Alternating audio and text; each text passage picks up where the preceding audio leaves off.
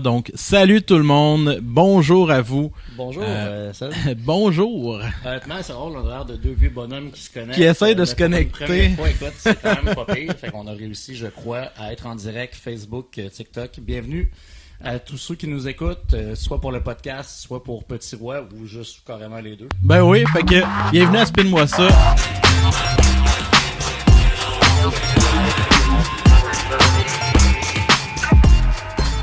Mais là, on parle pas de photos aujourd'hui. Non. On parle de quelque chose de trippant qu'on a fait ensemble. Hey, aujourd'hui c'est un épisode spécial Boston. On a décidé, moi et Derek Piché. C'est comme quelqu'un dans le cours d'école. Les enfants s'appellent comme ça. Hein. Je pense que j'ai déjà dit, là, mais Ouais. Cédric Deveau-Duquette, oui. On est parti à Boston. On a fait un voyage entre copains, amis, frérots. La famille, quoi. Donc on est allé à Boston pour aller voir Marilyn Manson en spectacle. Absolument. C'était fou, malade. Pour vrai, c'était vraiment un trip incroyable. Moi, c'était la première fois de ma vie que j'allais à Boston. Toi, tu étais déjà allé une fois. Fait que Ouais. ce qui est intéressant, c'est que tu avais déjà un peu le sens de l'orientation, chose que je n'avais pas puis que tu as pu constater à maintes reprises. Je connaissais l'endroit comme le fond de ma poche. Ben, pour vrai, quasiment. Quasiment. On est arrêté 3 fois au même Starbucks, je pense, dans la même journée. Mais Ouais. sinon, honnêtement, de la pluie battante quand on est descendu. Oui, absolument.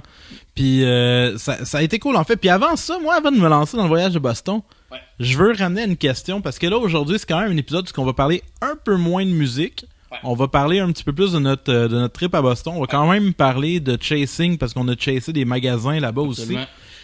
On va parler du show, on va parler aussi de Marilyn Manson, de plein d'autres affaires. Mais je voulais juste commencer en disant, toi là, cette semaine, depuis le dernier podcast, t'as-tu fait des découvertes musicales? Y a-tu de quoi en fait que t'as envie de share? Puis on n'en fera pas une grosse critique, mais juste un petit coup de cœur qu'on va peut-être parler dans un épisode Ben, j'ai d'avenir. vraiment un coup de cœur, moi, pour Zagata, honnêtement, que je trouve vraiment intéressant, que je connaissais pas beaucoup auparavant. Tu sais, je t'ai partagé un peu, il fait des Ouais. mash-ups, des fois, c'est complètement à l'opposé, que je trouve ça super intéressant, multi-instrumentiste, vraiment inspirant. Il réussit à créer vraiment son propre univers. Le studio, je trouve époustouflant. C'est vraiment bien installé. C'est visuel. Ah, il a l'air d'avoir un studio Tu sais, malade là. il touche à plein de trucs. Il collabore avec plusieurs rappeurs. La chanson que j'ai découverte cette semaine, c'est Crazy avec Farfadet. Je trouvais qu'elle avait un vibe d'été vraiment tripante, tu sais, fenêtre baissée. Ouais. Un peu comme le vibe, c'est qu'on essaie d'aller chercher pour le prochain album, dans le sens que je trouve ça intéressant. Il y a vraiment happy mood. Je trouvais que c'est une petite chanson douce, simple, percutante. Puis l'univers de Zagata, je le trouve vraiment intéressant à aller voir. Tu sais, il y en a pour tous les goûts. Autant c'est qu'il y a de mix Éric Lapointe et Loud. De Moi, c'est ça Charlotte que tu m'avais Cardin, partagé, je whatever, pense. tu sais, C'était quoi? C'était Éric Lapointe, puis C'était ça, Éric Lapointe et Loud ou Non, c'était pas Loud. Éric Lapointe et autre chose. Mais ça, un truc qui a pas rapport là à la base. Là. c'est ça qui est le fun, c'est qu'il s'en va chercher vraiment des univers différents, puis il fait un bon mash-up. Ouais. Puis je trouve ça vraiment hot, parce que c'est lui qui a vraiment lâché tout ce qu'il y avait, Zagata, pour se consacrer à la musique. Puis je trouve ça vraiment super inspirant. Fait que je vous invite à aller voir ses vidéos réguliers. Moi, c'est un peu ma découverte du moment. Absolument. Moi, j'ai fait une découverte cette semaine, pis c'est sûr que ça va faire partie des prochains épisodes. J'ai trippé, je trippe en fait, je le découvre, puis je capote sur l'album. C'est un groupe qui s'appelle Snooze. C'est pas un groupe super connu. Ils ont sorti un album qui s'appelle I Know How You Will Die. En fait, pis c'est un album qui mélange beaucoup de genres en fait. Fait qu'on est beaucoup dans un mix de prog, de métal avec du blast beat qui passe par du math rock, par des phases folk. Fait que l'album se promène vraiment beaucoup. Intéressant. C'est pété, c'est hot. Il fait un clean super beau clean à la folk avec sinon il part en scream. Scream un peu deathcore-ish, on pourrait dire.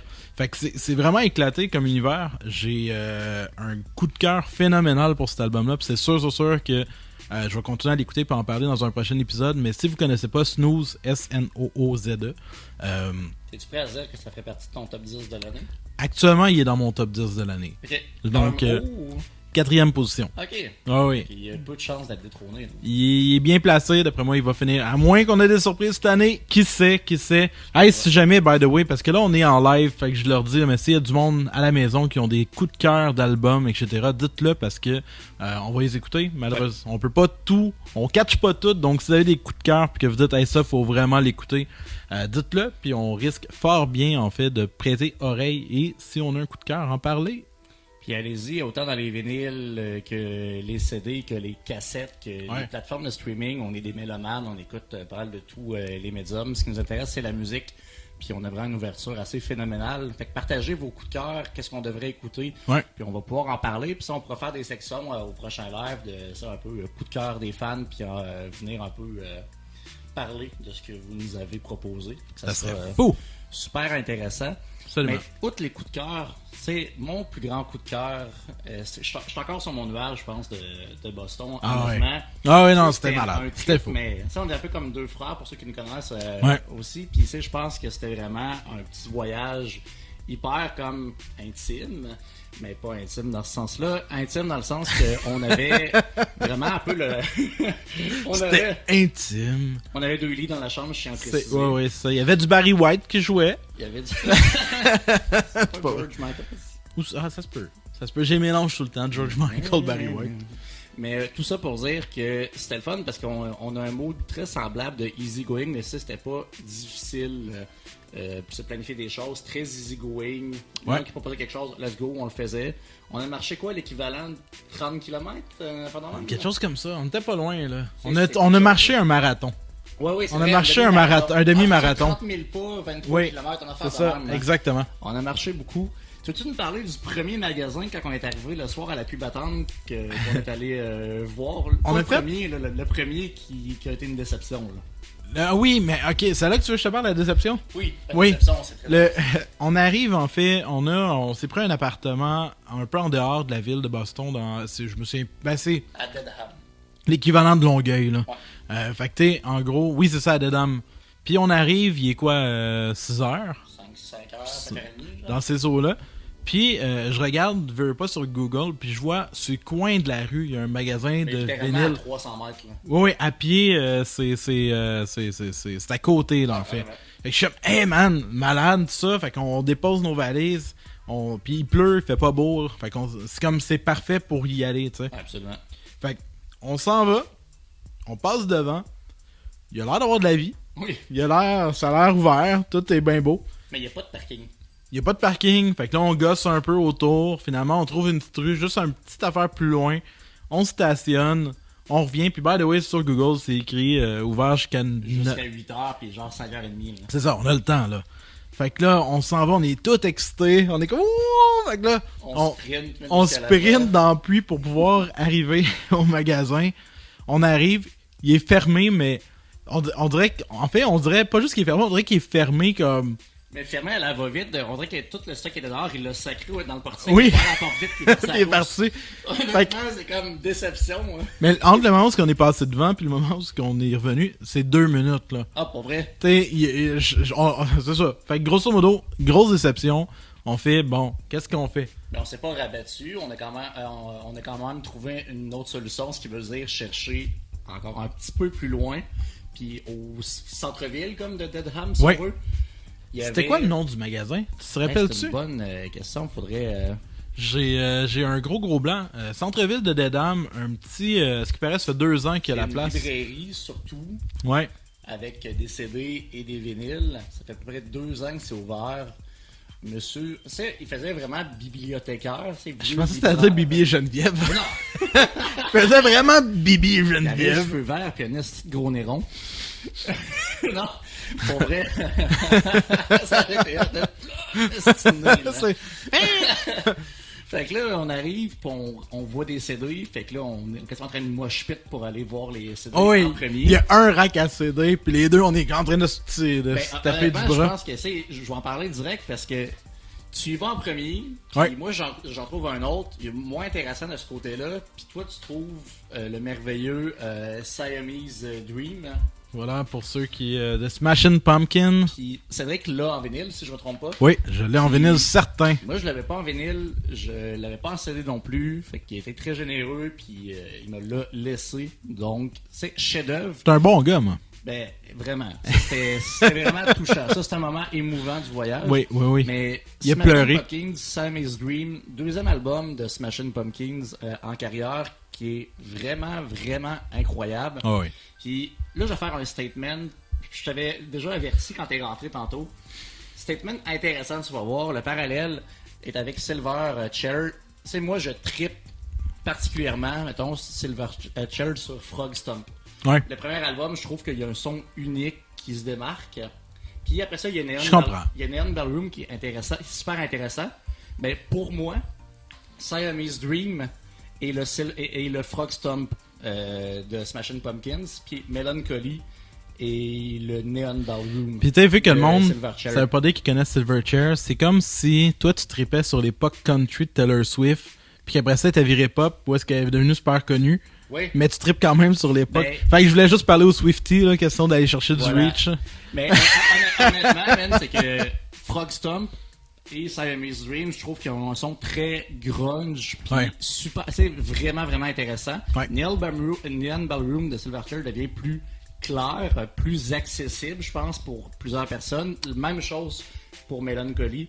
Et ça, je te dis, c'est plus pas des soigné. mauvais albums, mais ils sont plus soignés. Ouais. Le son est plus clair. Puis moi, ce que j'aime de Siamese Dream, c'est ça a un son unique que je trouve pas que Smashing Pumpkins on retrouve après, ou ce que ça a été dans ma tête à moi vraiment un album unique. Tu sais, il y a tout. Fait que toi, va falloir t'écouter Gish, qui est le premier album. Ben, celui-là, je l'ai jamais encore écouté. Ah, mais tu sais, je pensais, mettons, à Silver Fuck, où ce que ça, il essaie de créer, on dirait, un banger de métal, hyper métal. Après ça, t'arrives, mettons, à Soma, petite balade super hyper smooth, douce. là, ouais. T'as Today, man, qui est genre, c'est une espèce de petit happy mood Today, soleil. Ouais, mais c'est... Puis, ouais, c'est une de leurs connues. Qui ouvre l'album avec un riff, man, hyper entraînant. Tu sais, c'est hyper diversifié, puis le son de cet album-là, ça sonne... Ah, il est phénoménal. Solide. Il est phénoménal. Fait que c'est une découverte pour moi, mais c'est ça, je te dis. C'est... Écoutez Smashing Pumpkins, Siamese Dream. Je vous parlerai de Silverchair, Frog Stomp dans un autre épisode parce que c'est absolument un album qu'il faut que je couvre. Ouais. Mais le voilà, mon statement. Mais c'est que c'est pas la même approche Melancholy. Melancholy, c'est une œuvre. Siamese Dream, c'est un album phénoménal. Melancholy, c'est une œuvre d'art. Pour moi, c'est ça la grosse distinction. C'est Melancholy, c'est un album concept, 30 chansons, avec une variété de musique puis d'approche. T'as des chansons super organiques, d'autres symphoniques, d'autres hyper rock, ground, etc. Fait que c'est un album qui se promène beaucoup. Siamese Dream, c'est un peu juste le petit step avant de on essaye des choses, puis j'adore vraiment beaucoup ces deux albums-là, moi, en fait. C'est ce côté-là, le côté imparfait plus grunge vient vraiment me chercher, je pense, dans les musicaux. Mais non, j'étais super content. C'était un excellent album. Si vous connaissez pas Smashing Pumpkin, ben allez découvrir ça. Mais là, il n'y a pas juste moi qui a pogné quelque chose à cette librairie-là? Non, moi j'ai ramassé plein de CD en fait sur place. Ça a été en fait ma grosse collecte. C'est passé là. J'ai ramassé du Portishead que j'étais super content. J'ai ramassé Trame sonore de The Crow. Ah oui, c'est vrai. Ouais, j'avais ramassé ça. C'est le truc que je t'ai montré. Celui avec Brandon Lee. Oui. Fait que il y avait ça, il y avait Pulp Fiction. J'ai ramassé comme une couple de trucs vraiment le fun. Puis j'ai ramassé deux albums qui m'ont fait particulièrement plaisir, mais je vais en parler d'un en particulier, c'est Tom Waits. Donc Tom Waits avec Mille Variations. Donc pour les gens sur le TikTok. Donc Tom Waits en fait, la raison pourquoi ça m'a fait plaisir de le trouver, c'est que c'est l'album qui m'a introduit à Tom Waits. Littéralement, c'est le premier album que j'avais écouté de lui. Puis c'est une chanson dessus qui s'appelle Chocolate Jesus. Puis ça a été un immense coup de cœur quand c'était sorti. C'est ma blonde qui me l'a fait, qui m'a introduit à Tom Waits en soi. Puis ça a été la première chanson que j'ai entendue. J'ai trippé sur cette tune-là. Puis j'ai écouté cet album-là. Tom Waits, pour les gens qui ne connaissent pas, c'est un dude particulier qui a mixé en fait des sonorités très vieux blues Orléans, grosse voix pesante. Il a pas tout le temps été dans ce style-là. Au début, c'était un petit peu plus blues-ish, puis il virait vraiment une voix de fumeur. Avec... Moi, j'adore son thème de voix. C'est fou. Puis des musiques très organiques, avec beaucoup de sonorités, puis c'est tout le temps un peu déphasé. Cet album-là met beaucoup en avant, en fait, du banjo. Fait que là, t'as un mélange de banjo, puis on dirait des fois qu'il fait des percussions avec des jouets, tellement que c'est vraiment un univers, en fait, Tom Waits, puis avec sa grosse voix, puis etc. Puis c'est juste vraiment, vraiment, vraiment bon. Puis cet album-là, c'est un album... c'est pas l'album le plus... Comment je dirais ça? Qui a eu la meilleure critique. Néanmoins, avec du recul, c'est l'album souvent qui revient le plus souvent comme étant le plus accessible. Donc, pour des gens qui connaissent pas Tom Waits, souvent Mille Variations est une bonne introduction à Tom Waits parce qu'on a le côté un peu déglingué, on a des ballades super smooth, vraiment vraiment belles ballades, des chansons. L'album est très éclectique, fait que tu découvres un peu tous les pans de Tom Waits au travers de l'album. Fait que ça se peut que t'aimes pas une tune, mais que tu vas aimer vraiment beaucoup deux autres qui vont suivre. Fait que je trouve que c'est vraiment un bel album d'introduction. Fait que voilà, j'étais super content. J'étais un gros fan de Tom Waits. Si vous connaissez pas Tom Waits, il a une super belle discographie en tant que telle. Puis si jamais vous voulez, vous avez jamais entendu parler de ça, vous avez écouté le vieux Dracula de 94, c'est lui qui jouait le fou qui mangeait des bébites. Petit fun fact. Alors, voilà. Un garçon bien agréable à côtoyer. Ça, je suis pas sûr. Ça, je suis pas sûr. Ça, je pense pas, mais par contre, ça va être agréable à faire jouer en background, peu importe. Ouais. Un petit dimanche matin, un petit salut de Tom Waits, en préparant des crêpes. C'est vraiment parfait, honnêtement. Ce que j'aime là, dans le fait que tu présentes des CD, c'est que c'est mon influence sur toi. Oui. Tu sais, toi, tu m'as influencé dans les vinyles, j'ai fini par Ouais. te corrompre par les CD.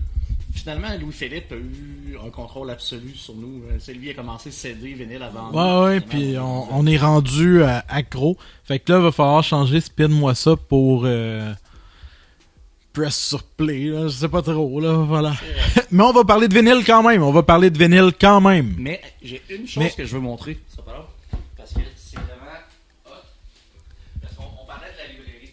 Ah oui, on parlait de la librairie. Oui, parce que quand on est allé là-bas, c'est vraiment une genre de vieille librairie où tu as des livres du plancher au plafond, partout. C'est vrai, tu as fait une belle découverte.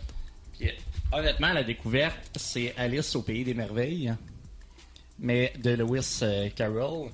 Ben, ça a tout le temps été de Lewis Carroll. Oui, effectivement, là, mais tu sais, les pages dorées, l'édition, c'est vieille reliure et tout. Honnêtement, l'édition est... Hop là! Bang, bang, bang! Ouais, c'est cool, hein? Vraiment on point, mais c'est une méchante brique. Mais honnêtement, j'étais vraiment il est super beau. hyper content. Ouais. Puis il était en évidence quelque part à un prix comme ridicule de, je pense, 15$. US. Fait que c'était... 2083, non? 3002, ça, j'ai fait un prêt personnel. Ah, Mais non, c'est ça, fait que j'étais vraiment content de trouver ce livre-là.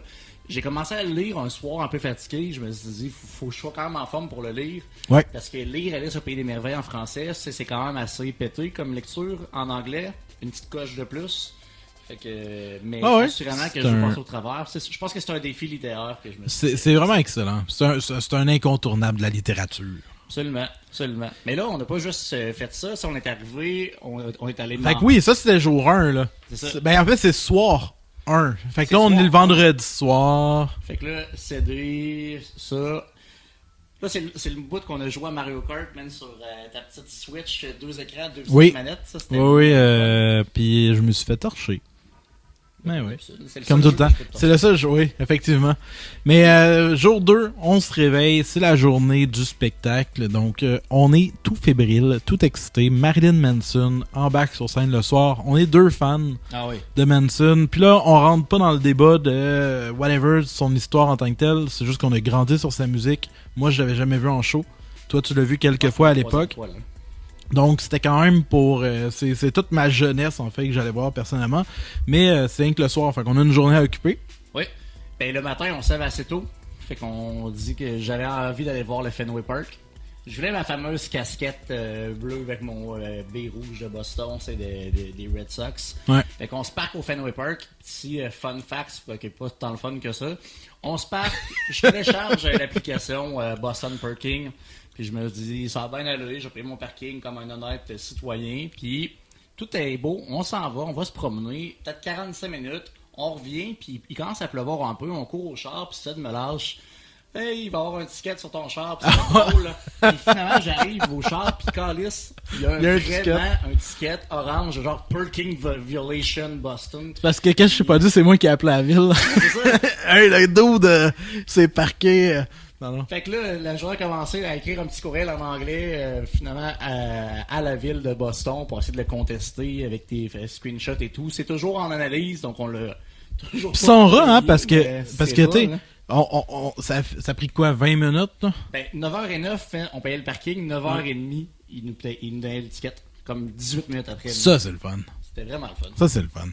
Mais, fait que c'est ça, fait qu'on est allé au Fenway, t'as eu ta casquette. J'ai eu ma belle casquette. On s'est promené dans ce coin-là, on a fait, bon, ben, on a eu un ticket de parking, on s'arrange pour ne pas réavoir de parking, fait qu'on s'est pris un parking souterrain, en plein milieu de la ville. Centrale. Ouais, exactement, juste à côté du Grand Parc, là, au centre de Boston. Puis on se promène au centre-ville, littéralement, puis on avait quand même des arrêts qu'on voulait faire. Il y avait un magasin, puis on va y revenir à ce magasin-là. Comment il s'appelait le gros magasin de CD vinyle, là? C'est un truc de comics, là. Non, ça c'est pas... Non, pas New... je parle pas de lui, je parle de celui qu'on voulait aller dans le coin du Fenway. Nuggets. Ah, Nuggets. Ah oui. Fait qu'il y a un magasin qui s'appelle Nuggets. On va voir les reviews. Les reviews sont super bonnes, en fait. Ouais. Puis ça rouvrait juste un peu plus tard. Fait qu'on se dit, on va aller au centre-ville, on va aller se promener, puis etc. J'ai joué même Mary Poppins parce que moi, je suis un petit peu princesse. Fait que je me suis acheté un parapluie parce qu'il y avait de la petite pluie. J'avais pas le goût de me tout mouiller ma calotte. Puis Avec ses beaux mes cheveux. vêtements pis tout. Je m'étais mis sur ouais. mon 31 pour Marilyn Manson. Fait que j'ai pris mon petit parapluie. J'étais bien heureux. On a marché en masse. On a fait des petits arrêts. Puis c'est quoi la place? C'est pas Newborn Comics? C'est quoi déjà? New Comics. Y a-tu du monde qui sont allés à Boston? Merci Justin. Ça parle de trucs... Non, on n'est pas un couple, Justin.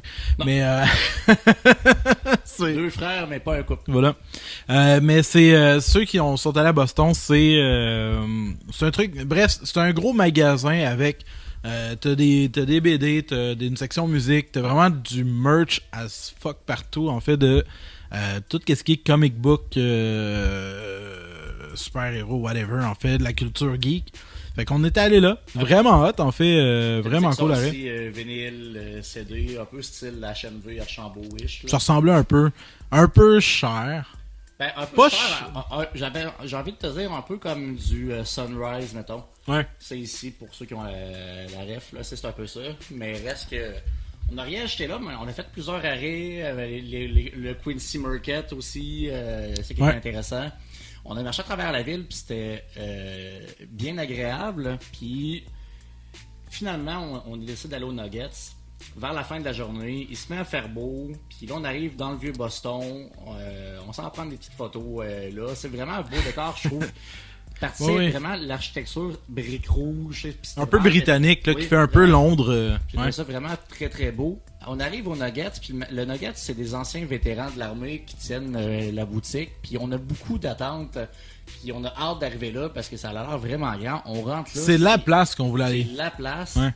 Puis finalement, c'était vraiment pas agréable. C'était décevant. C'était décevant, puis pas parce qu'il y avait rien, mais parce que, mettons, les pochettes de vinyle, il n'y avait pas de vraies pochettes. C'était comme juste des cartons blancs écrits, mettons, c'est le nom du band, puis le nom de l'album.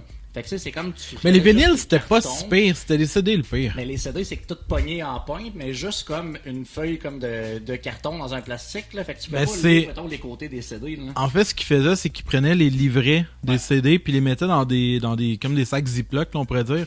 Fait que là, tu scrollais, en fait, des pochettes de CD, mais tu sais, c'est mou, c'est vraiment désagréable. Tu sais, tu veux pas prendre un gros paquet de pochettes puis commencer à regarder. Fait que l'expérience de magasinage était vraiment moyen. Puis, par-dessus ça, ben les prix étaient encore une fois... tu sais, c'était du 15$ le CD. Tu sais, des affaires que tu pognes des Renaissances. C'est ça, toutes les affaires que j'ai trouvées, je fais comme, ah non, c'est comme overpriced. Puis qu'est-ce qui est le fun dans des CD quand tu arrives dans des places? C'est que justement, tu peux lire les côtés des CD, parce que ça se place bien. Mais là, c'était vraiment pas agréable à chercher. J'ai fait, moi, aucune découverte là, vraiment, sur qui avait du sens. Je passais proche en prendre un. C'était le premier album, en fait, je sais même pas si c'est un album complet ou un EP de Powerman 5000. Oui. Que là, j'étais comme, ça peut-être. Ouais. C'est ça. Mais ça, c'était pas leur premier, là. Ça, c'est genre 3-4e album. Ok. Mais le premier, il faisait du genre de rap. Un peu. C'est ça, là. Ouais. Puis là, je suis fait, je sais pas sûr. Puis il y avait un album de Rob Zombie aussi, un vinyle de Rob Zombie. C'est ça le problème, puis c'est la raison pour qu'on n'a pas fait d'achat de vinyle là-bas, c'est que ça ne tentait pas de traîner des vinyles sur nous autres pour aller à un show. Non, clairement pas. Fait qu'on a comme. C'est pour ça qu'on a plus acheté des CD, en fait, cette fois-là. Et vient le moment qu'on attendait. Enfin, le spectacle. On arrive à peu près, une heure d'avance avant l'ouverture des portes. On est Ouais. quand même bien placé, loin un peu. Uh-huh. Mais rien comparativement à la file qu'il y avait avant, c'est qu'il faisait carrément le tour puis jusqu'au pont et tout. Là, c'était Ah non, vraiment mais c'était. incroyable le line-up. Il y a 3 gars d'Arizona qui en débarquent puis ils font comme hey, vous allez faire semblant que vous ne Ouais, connaissez. il vient, il me tape dans la Ah main, oui. il me sort la main, puis il fait juste comme, je te donne 20$, tu me fais semblant que tu me connais.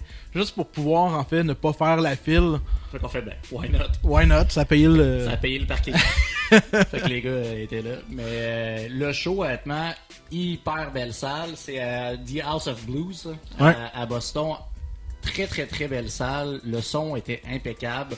Puis nous, on est des mononcles, on est putain On est crowd, vieux. c'est dans le sens que on est putain le parterre, on est plus style barrière ou balcon.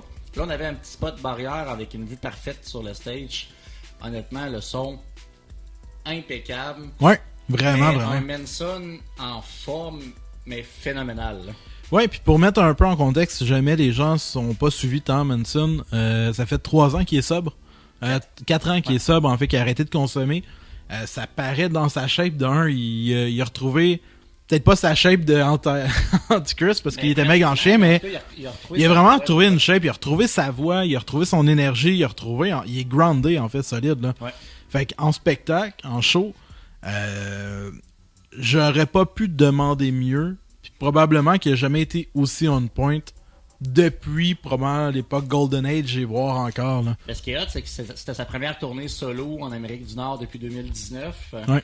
Il avait fait la première partie de Five Finger Death Punch auparavant, c'est comme l'année passée ou l'autre d'avant, je crois, mais première tournée où ce qui est tout seul, non, c'est vrai, Il y avait un premier band que avant, j'ai. c'était quand même cool. Ouais, c'était. J'ai oublié leur nom par exemple. Mais reste que Manson, impeccable, est arrivé, puis avec un setlist là, qui, je crois, résumait bien l'ensemble de sa carrière un peu. Tu sais, moi, j'avais le feel du show de « ça se peut que je le revoie jamais Ouais. », mais ce show-là là, va symboliser toute sa carrière.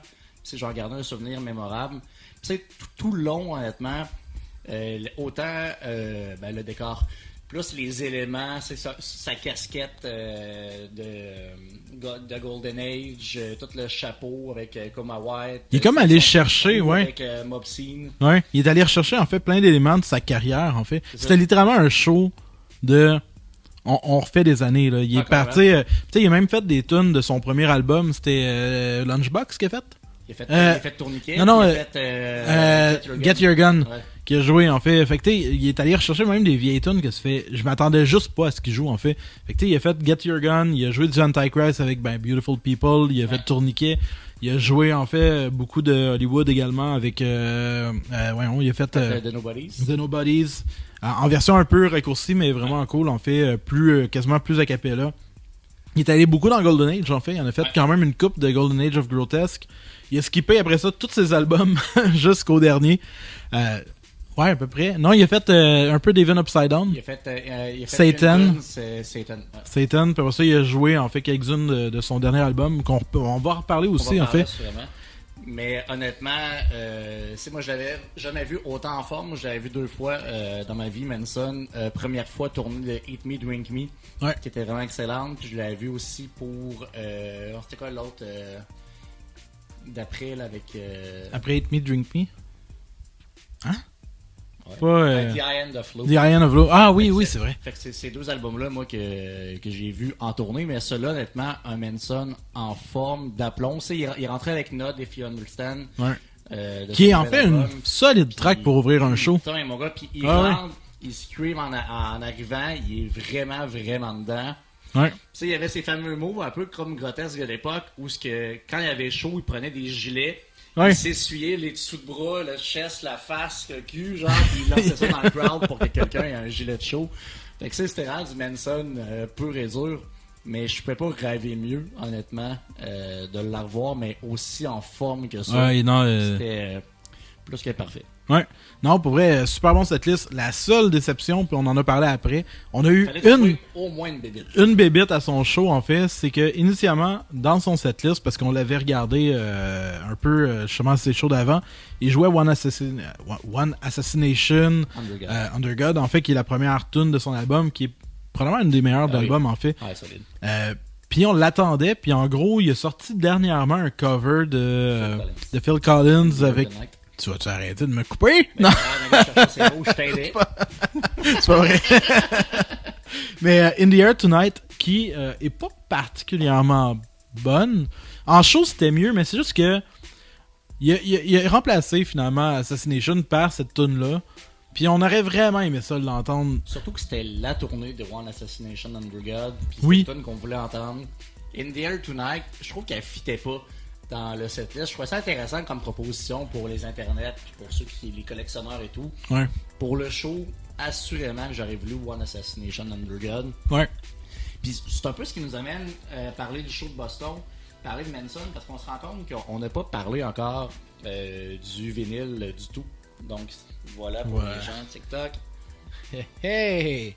Donc c'est dernier album de Manson sorti l'année passée en 2024. Ouais. Album incroyable que rapidement moi je suis tombé en amour avec cet album-là. Puis moi j'aime le Manson mature là, dans le sens que tu sais j'aime The Pale Emperor, j'aime Even Upside Down, j'ai adoré We Are Chaos. Tu sais, je trouve que chaque album de Manson est un univers à part entière. Ouais. Puis il y a toujours vraiment une touche particulière. Puis celui-là, je trouve que c'est un retour en force. Puis les clips sont vraiment phénoménales. Puis As Sick as the Secret Within, c'est un clip vraiment, vraiment hot. Ben, c'est surtout en fait que ça signait le retour de He's Back. Oui. T'sais, en fait, moi, pour vrai, c'est le même que je l'ai ressenti. Il y avait vraiment un feeling de... Puis en même temps, il a retouché, il a réutilisé sa typographie de son album de Hollywood de cette époque-là. Ouais. Fait que, tu sais, je pense qu'il le sait, là, que, il revient dans ses vieilles bottes, là. Fait que cet album-là, il me prend un petit peu plus de temps. Puis je suis encore... Il aurait pu être dans mon top 10 de l'année passée. Mais il y a deux fillers. Il y a deux fillers. C'est pas un long album. En fait, c'est quand même une partie 1. Ben, Il y a bon, 9... Oui, c'est ça. Il y a 9 tunes dessus. Il y en a 7. Sur les 9, en fait, je dirais il y en a 5 qui sont incroyables. Il y en a 2 qui sont excellentes. Puis il y en a 2 qui sonnent un peu filler. Puis juste à cause de ces deux-là, quand tu as un album aussi court, pour moi, c'est dur de faire en sorte, pour moi, de le classer, en fait, dans mon top 10. Néanmoins, c'est un album qui me fait extrêmement plaisir. C'est un album super bien réalisé. Sa voix est solide. Ah oui. Ça m'a pris du temps un peu. Il y a un effet dans sa voix un peu particulier qui m'a pris du temps. Mais ça signe, je trouve qu'on réentend. Il y a beaucoup d'Hollywood dans cet album-là, en fait, dans le son, dans l'énergie, dans le. Ben, on a beaucoup l'époque Hollywood Antichrist, je trouve, qui est vraiment intéressant. Puis comme tu dis, je pense que tu pourrais pas le mieux le résumer. Tu sais, pour moi, étant un fan fini de Manson, je m'attendais à ce que ça soit terminé. C'est qu'on n'avait plus jamais d'album, que World Chaos était le dernier. Pas parce qu'il y avait plus le goût d'en faire, mais il y avait plus. Avec la situation, c'est ça. Et tout. Moins évident, je me disais. Écoute, c'est peut-être la fin de Manson, puis il y aura eu une brillante carrière. Ça, pour moi, ça a été vraiment un cadeau de 2024. Qu'on s'attendait pas. Puis le voir en show par après, pour aller en plus, c'est comme Step Up My Dream. C'était vraiment incroyable. Puis récemment, ce que je trouve intéressant, c'est qu'il y a deux univers qui se sont rencontrés cette semaine. En fait, cette semaine, il y a un clip que vous avez peut-être vu passer, ou la chanson sur votre Spotify. God is a Weapon. Ouais. En fait, Falling in Reverse, donc Ronnie Radke, un autre mal-aimé. Oui.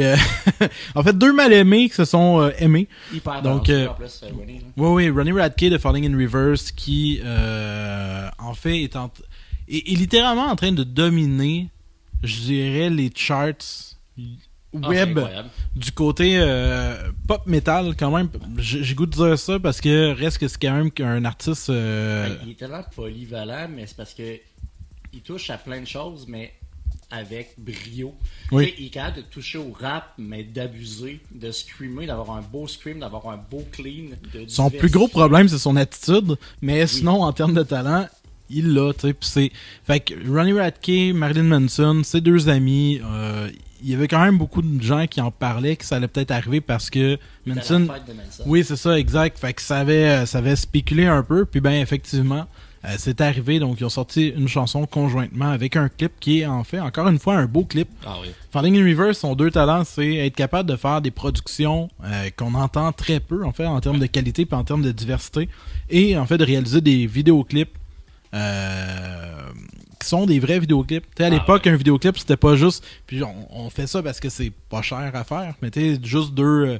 c'est pas juste eux autres qui chantent, il y a une production, il y a un visuel, il y a une recherche. Il paraît que Epitaph Records est en arrière de tout ça, parce que le dernier album, pour vrai, c'est Popular Monster.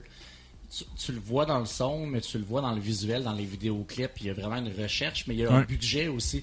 Dans le sens que c'est bien beau avoir des... Ça prend un budget, ça prend une équipe. Depuis qu'il est avec l'Épitaphe, je trouve que ça paraît. Oui, ça a monté. Puis, God is a Weapon, le clip est cool, la tune vraiment incroyable. C'est moi, je pense que c'est deux de. Ben, un vieil amour, Manson, un nouvel amour pour moi, mettons, Falling, les deux univers conjointement réunis sur une même chanson, honnêtement, impeccable. Je vous recommande d'aller l'écouter, c'est sorti là, vraiment pas longtemps. Ouais. Pour vous donner une idée, je sais que Ronnie a mis des mystery box en vente pour le single. Ah, c'est vrai? Ils se sont écoulés en 2 minutes à travers le monde. Fait qu'il dit c'est phénoménal et je vais juste en refaire. Parce que mais c'était quoi qu'il y avait dedans, sais-tu? Comme je pense, le single, des trucs promotionnels et tout. Fait que c'est une boîte mystère où il va donner beaucoup de détails. C'est pas la première fois qu'il fait ça. Et à chaque fois, c'est comme des 30 secondes, 1 minute, 2 minutes avant d'être carrément sold out. Fait que ça devient intéressant. Puis je pense que j'ai envie de parler, tant que ça. La pire pochette d'album, néanmoins, là, on va se le dire, c'est son... c'est son mugshot. C'est son mugshot de quand il est allé en prison. Pour vrai, je sais pas pourquoi il a choisi cette pochette-là. Je trouve ça... Ben, en même temps... je comprends. Ça fit avec le dos, là. C'est qu'il était dans les oubliettes. Il a fait un comeback phénoménal. Je crois que, c'est comme tu dis, c'est un mal aimé. Puis il continue à le dire, peu importe les commentaires que j'ai, peu importe le hate, je domine. Ouais. Dans son attitude, je comprends son attitude quelque part, parce qu'il est parti de loin, il a fait ses preuves, il continue à avoir du hate, mais les chiffres parlent d'eux-mêmes. Puis ils sold out partout. Et là, ils viennent au Centre Bell. Justement, je suis pas inquiet que ça va se vendre quand même sûrement assez rapidement. Cet album-là, album, oui. Mais surtout, je pense, il a sorti pratiquement l'album au complet en single. En single, ouais. Puis tous ces singles-là réunis sur un album, il y avait quelques nouvelles tunes, Trigger Warning, No Fear, qui n'était pas là, Prequel, qui est sorti à la fin, qui est vraiment excellente. Mais encore une fois, allez écouter ça si vous n'avez jamais écouté Popular Monster, The Falling in Reverse, l'album. Il y a une tune qui s'appelle comme ça aussi, la tune titre de l'album, parce que c'est un univers qui peut plaire un peu à tout le monde. Il y a du rap, il y a du métal, il y a du clean, donc ça, il y a du country. Il y a du country, il y en a. Parce qu'il y a carrément une tune avec Jelly Roll que je suis en train d'oublier, qui est vraiment puis qui est bonne, en fait, Et que lui, j'ai l'impression que son but dans l'album, c'est on va aller toucher à ce trend-là, puis on va toutes les maîtriser. Ouais. Fait que ça va montrer un peu la dominance sur le game, puis c'est un peu ça, je trouve, qui a amené, puis honnêtement, il n'y a pas grand-chose à dire de négatif. Mais c'est un album qui transpire quand même le fun, là, dans le sens que, tu sais, de juste faire, man, tu sais, je viens de sortir Popular Monster, qui est comme un banger de métal, puis de faire, dans ce même album, va faire un mix de country avec Jelly Roll, ça fit pas, mais quand t'écoutes l'album, ça fit. J'essaie de lire les commentaires là-bas. C'est un peu insipide. Ah, ok. Pour le moment, je regarde là, si jamais il y a des gens qui ont des commentaires. Mais pour vrai, Falling in Reverse, qu'est-ce qu'il y a? Puis il y a une tune Bad Guy aussi qui me fait penser à Escape the Fate comme situation. Oui, I'm the bad guy, nanana. Ouais. C'est dans plusieurs univers, puis je sais pas si c'est elle. Il y en a une que je trouve qui est moyenne dessus. C'est pas Bad Guy c'est Bad Guy, je pense. Je comprends ce qu'il a voulu faire. Est-ce que ça me plaît plus ou moins? Est-ce que ça rejoint du monde? Sûrement. Mais il aurait pu l'enlever, puis l'album aurait juste été Une petite coche de Oh, il plus. aurait pu mettre t'aurais pu mettre God is a Weapon à la place. Puis, Mais il y en avait sorti comme 3 vraiment bonnes qui sont pas Drug. dessus. T'avais Drugs, t'avais... j'ai oublié c'est quoi les 2 autres, là, mais... T'avais Lost. L'autre avec Corey Taylor.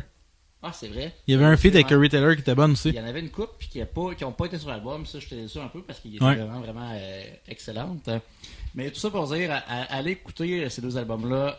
One Assassination Under God de Manson, Popular Monster de Falling in Reverse. Puis après ça, allez juste écouter le blend de God is a Weapon. Ça vaut la peine.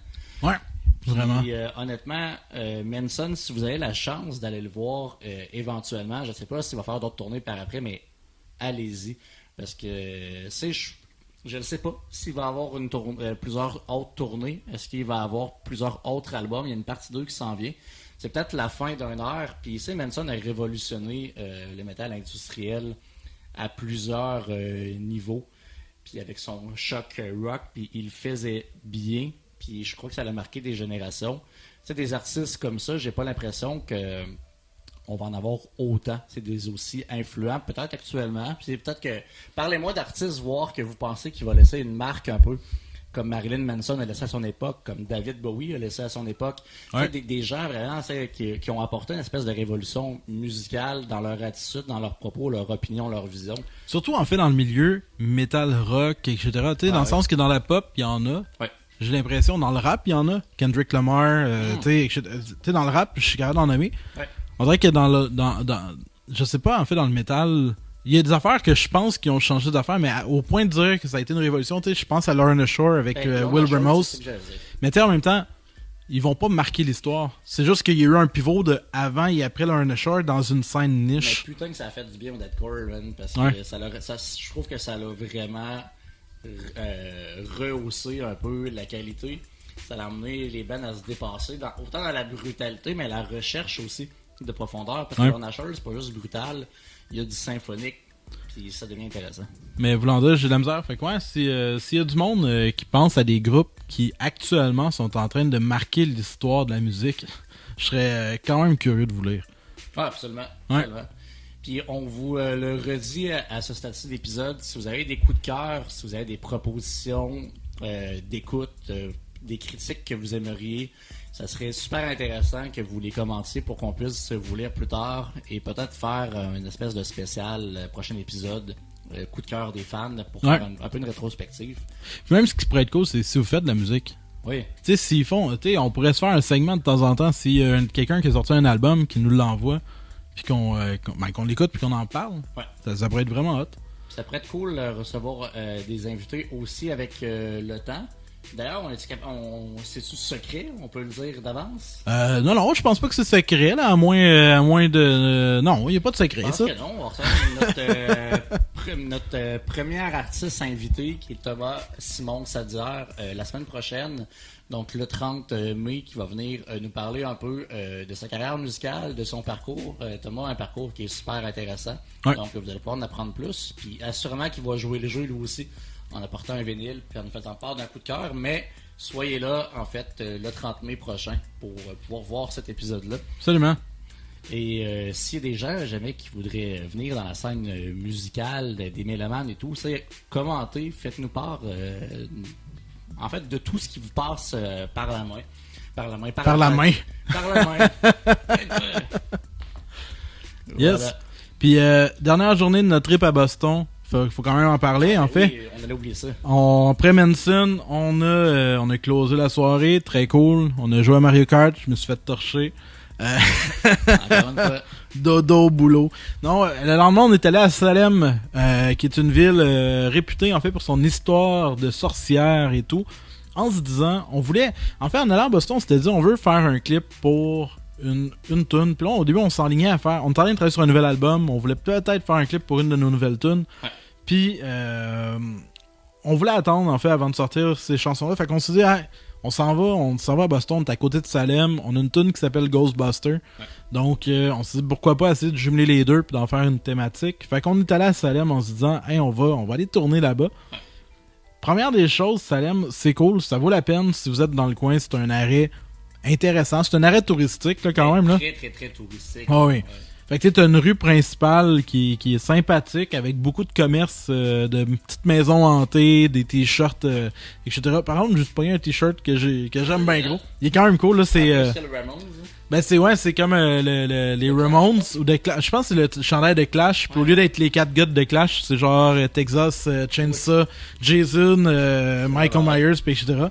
Puis bref, mais c'est super commercial. Fait que là, on essayait de trouver des plans pour tourner. Puis finalement, c'était tout le temps en fait. Ça avait l'air cheap. Tu sais, ça avait l'air de. Ouais, on tourne dans un magasin. Là. C'est qu'on l'était. Puis si t'avais les portes en arrière sorties, ça faisait on tourne dans un centre d'achat. C'est ça. Fait qu'on a laissé faire. Puis là, pas loin du centre-ville de Salem, il y a 2 affaires qui nous ont comme accroché l'œil. D'un, il y a une vieille église noire, en fait, avec, tu sais, au lieu d'être un peu les églises communes là, avec le pignon en pointe avec la croix, c'est comme un. C'est fait un peu à style médiéval, là, je sais pas comment l'exprimer, c'est tout carré, puis c'est. Fait que ça, c'était cool, genre, ça donnait vraiment un feel particulier, puis devant, t'avais un vieux cimetière avec des vieilles. Avec des vieilles pierres tombales. Et avant ça, t'avais une petite maison qui était la maison d'un juge qui avait jugé les sorcières de Salem pendant vraiment tout ce qui était... les grands procès, en fait. Les grands procès, voilà. Les grands procès des sorcières. Donc, on a eu plusieurs plans de caméra.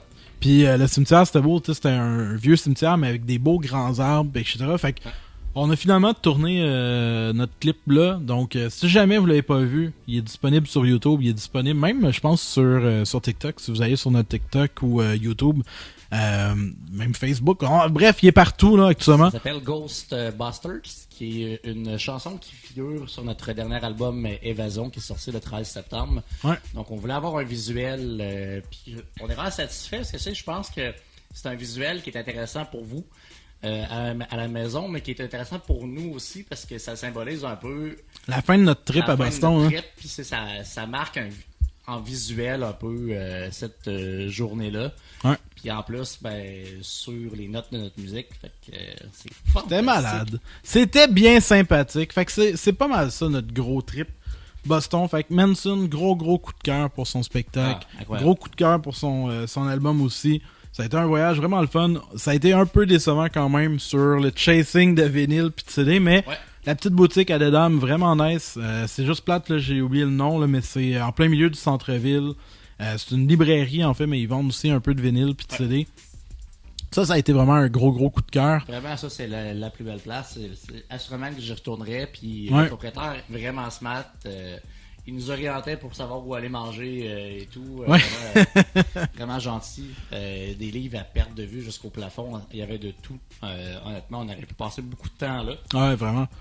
Mais là, c'est une belle ville. C'est une belle ville. C'est une belle ville. Tu sais, il y a un fil un peu comme Montréal, mais tu sais, c'est hyper léger. Puis il y a une chose que j'ai remarqué, puis ça, c'est vrai, et je veux qu'on en parle, c'est à quel point que les gens sont fiers de leur ville.